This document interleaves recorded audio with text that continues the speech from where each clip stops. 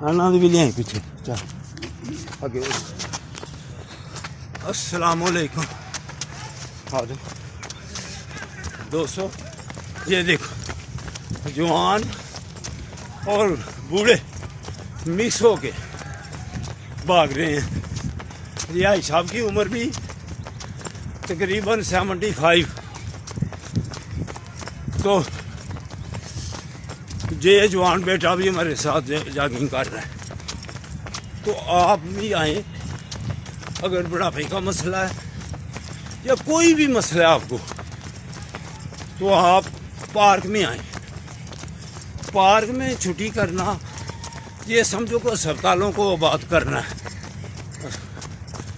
तो अगर आपने अस्पतालों से बचना है तो फिर आपको पार्क आना पड़ेगा।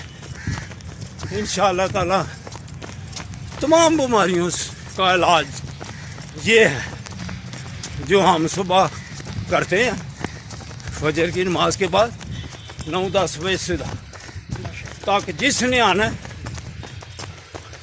वो पार्क में आ जाए। हम इधर ही पार्क में आपको मिलेंगे इंशाअल्लाह ताला। अभी बाद में मुलाकात होगी, कल फिर मुलाकात होगी इंशाअल्लाह ताला। अस्सलाम वालेकुम।